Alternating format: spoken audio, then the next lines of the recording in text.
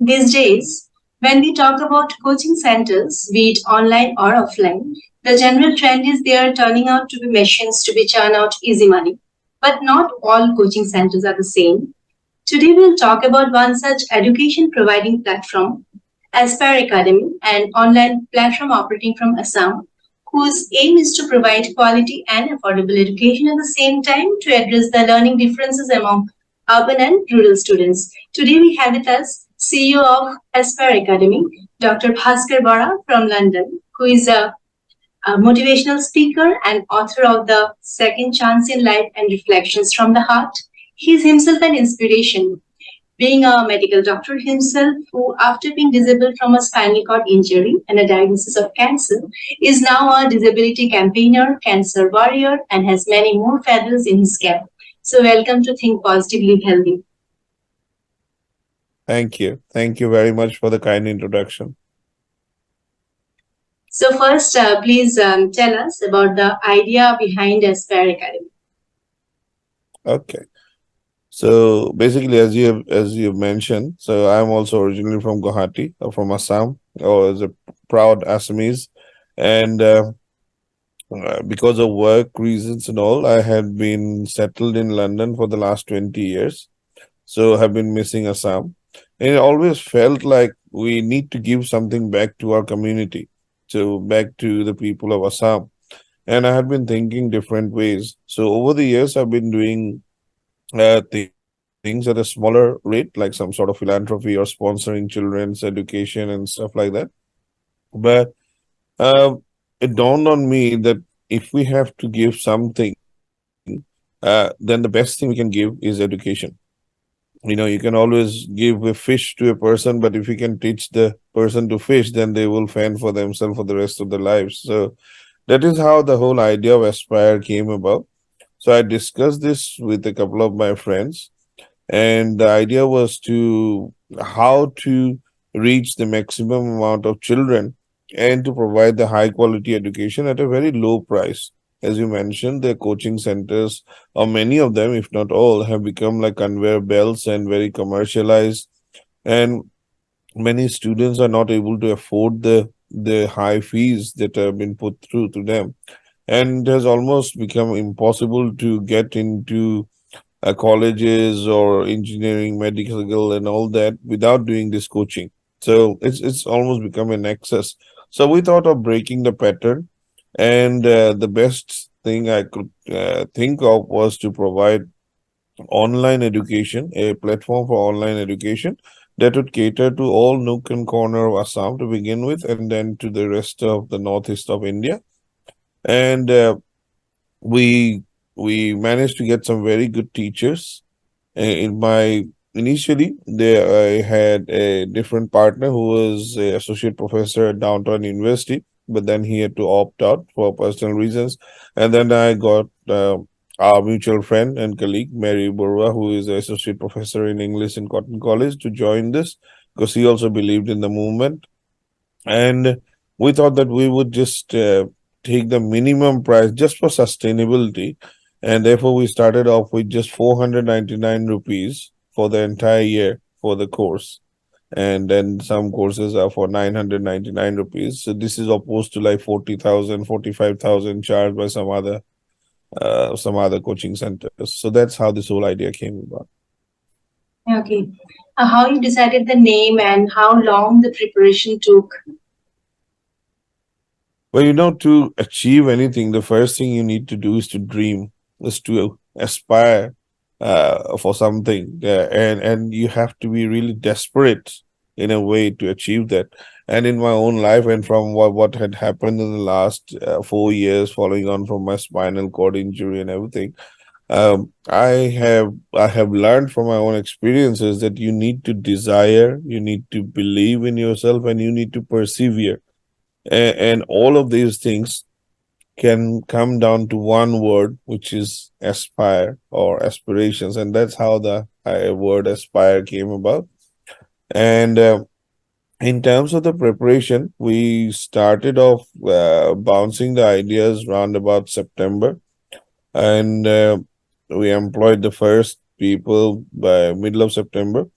And basically it's been an ongoing thing. So I have been putting in all the finances by myself so far. Now Mary is also investing, so it's all self finance. And now about 6 7 months down the line, so things are taking shape, and our product is nearly ready. So we are recording 5 to 6 lessons every single day. So we've got an office in Guwahati, we have a full-fledged studio, and we have got a team of about 18 teachers, so mostly cotton graduates. And yeah, so it's all finally taking shape. Okay. So initially, how were things, and and now how is the situation, and how many languages are the classes taken right now? So we are primarily trying to focus on students from Assamese medium and students who are outside of the big towns and universities. So basically, to target or provide a platform to the students who are not as privileged as the ones who are, say, residing in Guwahati or in Jorhat or convent educated and all that, because they have got lots of options. So our target is to reach those students who are not able to afford, either because of financial reasons, social reasons, or geographical reasons. So that's how we started. So we teach in both Assamese and in English medium. So we use bilingual. So basically, and two of our teachers are Bengali, so they use a bit of Bengali in between as well. So basically, what we're trying to do is, even if a student, an Assamese student, goes to a uh, English tuition or English school, but when they think about something, most people think about in their mother tongue. So in order to be able to explain the things, concepts better, so we've decided, rather than going for just made up English or a different language, we would try to use the common language that we speak. And most of the time we use Assamese and English together, even when we are doing a conversation. So that's what we are trying to do. At the same time, we are also providing English lessons, and we are trying to help the students doing the shift over from Assamese medium to English medium, because we see that there are lots of students who are very good students, but they suffer during the transition period because they have done their teaching in school in Assamese medium, and then suddenly they come to college and they face English medium and they are not able to progress. So we're trying to help with that as well. Okay. So where do you see Aspire Academy in the future? Well, I have got big dreams, but it is not necessarily just my dream, it's the dream of the whole team to make Aspire one of the biggest online platforms, possibly a university, if we can, an online university. And although we have started just with the class 9, 10, 11, 12 subjects for all the science, commerce, and our humanities stream, but we do want to bring in other things like preparing for competitive exams, preparing for soft skills, interview skills, and those sort of things. And the next phase would be to bring in the voluntary skills as well. Say, for example, whether it's nursing, whether it's plumbing, whether it's carpentry. So those sort of things which can help people earn as they learn as well. So that is the dream, and we want to do it in a way where we can run it as a not-for-profit organization, but we can still keep it sustainable by taking a small fees.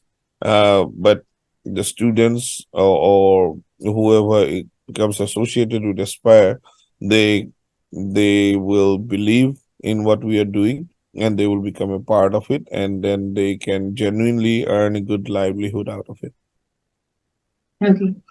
Do you have any special provision for underprivileged kids? Yes, we do. So what we do is we provide free education for children below poverty line, or for the ones who cannot afford for one reason or another.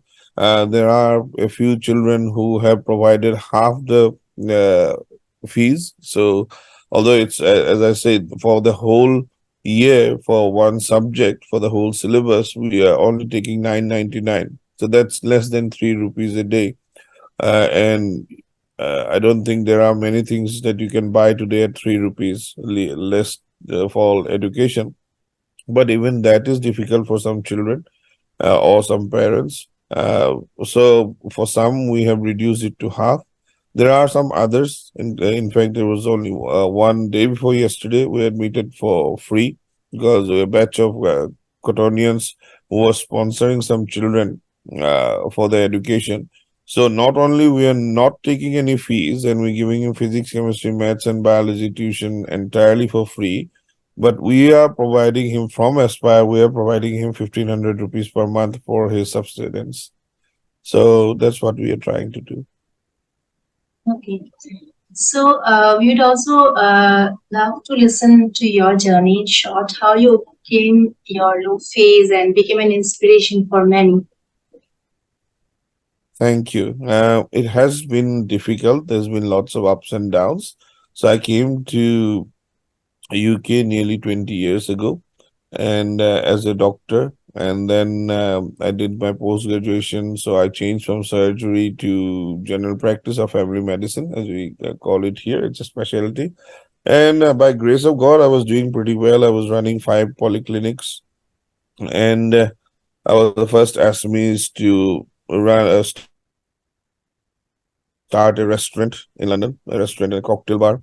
So overall, things were pretty good. But in 2019, an operation, a seemingly minor operation, went wrong, and I ended up losing the power of both my legs and became permanently disabled. And then I was diagnosed with cancer just the month after, and I had to take ill health retirement. So everything changed overnight, not just for me, for my whole family as well.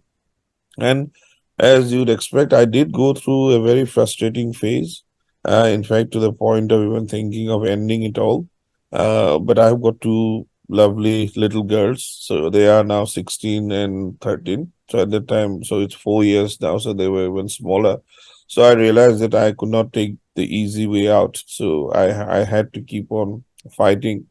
And slowly, I think things turned around. And as I was reading more and more books, I started writing as well. I started writing things on social media as from an inspirational point of view, and got a very overwhelming response. And many people then started asking me to write a book. It was during that time in the hospital when I was there for almost 7 months. I did my MBA as well. So that kept me busy, but also I learned quite a few things about managing myself.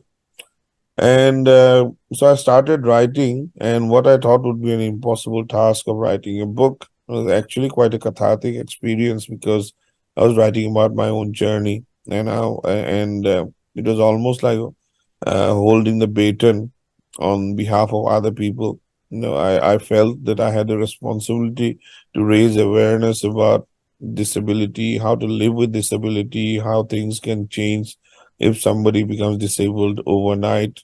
Because there's lots of people don't understand this sort of empathy and things like that, and also about the cancer as well. So when I wrote and the book came out, uh, I didn't expect it to be this successful. So again, by grace of God, it did become successful, and it's now nearly 2 years. And the book has become a bestseller in 27 different countries. And following on from that book, the book has been translated to different languages as well, and including in Assamese, called Jibonar Dityo Huzu, and that has been read by quite a few people. And my book has been downloaded about 65,000 times on Kindle around the world. So all this was quite stupendous in a way. So not I never thought it would come to this level, and I got started getting invitations as motivational speaker or to talk about my journey and all that. And yeah, so that is how things have gone. And although I'm financially a lot poorer than what I used to be when I was practicing medicine and owning all these practices, but I think emotionally I am more evolved now, maybe spiritually as well. So, and I've learned to appreciate smaller things in life. I've learned to appreciate that, life can change any moment. What we need to do is to try and focus on the things that we can control rather than moan about the things that are beyond our control. And I now spend most of my time either doing philanthropy or mentoring other people, including doctors and all that. And yeah, that kind of gives a little bit of meaning to life. And financially, somehow we are surviving. Wife is working. She's also our batchmate. I don't know if you know her, Meghali. And yeah, so that's how things are going on. So I basically tell everyone that, what life throws at us, we cannot control. But how we react to those curveballs is what defines us. And that's what I'm trying to do. Any memorable incident you want to share as a motivational speaker you have been working for some time now? Yeah, it brings in great pleasure and a privilege when I hear people saying that they have been motivated by my story, or they have had a completely different side angle to a perspective to life after they've learned about me. So uh, next week I've been invited for a conference as a keynote speaker to speak in Pakistan. So again, that is something I wouldn't have dreamt of before. So already lots of people are talking about this. So one of the things that I do remember is actually two incidents, if time permits. One is that a group of girls in Afghanistan, the school was blown up by the Taliban, and they were all very dejected, because women are not being allowed to go to progressive education. And this girl who somehow got hold of my book. She read the book and she said that your book has changed our whole outlook.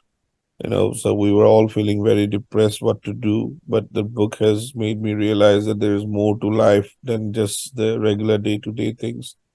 And she was so affected by it that she, in fact, took it upon herself, along with her professor, to to translate the book into Persian language, because she knows that not everybody can read English, so it is either Pashto or Persian. So she's now translating the book into Persian. So that is one big thing that I've been able to impact someone.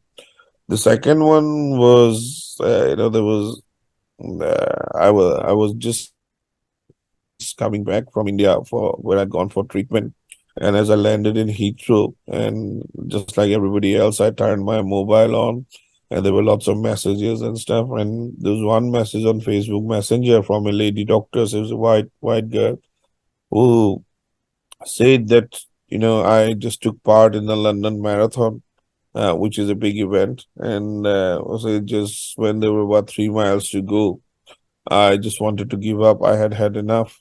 But then I remembered your writing about your book, and there you are who cannot even walk. And here I am privileged to run, but I'm giving up. So I carried on, and after a lot of effort, I did manage to complete the race. And I want to dedicate this medal to you. So that was really heartwarming. The people that I haven't met, that I have been able to make have an impact on their lives. So there have been lots of stories, especially the days when I feel down. It is some sort of coincidence or God's will. I don't know. Some feedback or some comment will come from someone saying that how they have been impacted by my story, and that will lift me up. Thank you so much for sharing your inspiring story. I'm sure many will be encouraged listening to your story. Thank you so much for giving us time. Thank you. It's been a pleasure talking to you and meeting you after so many years. To be precise, I think it's about 30 years now. Yeah. So yeah, so best of luck to you, and thank you for having me on your show.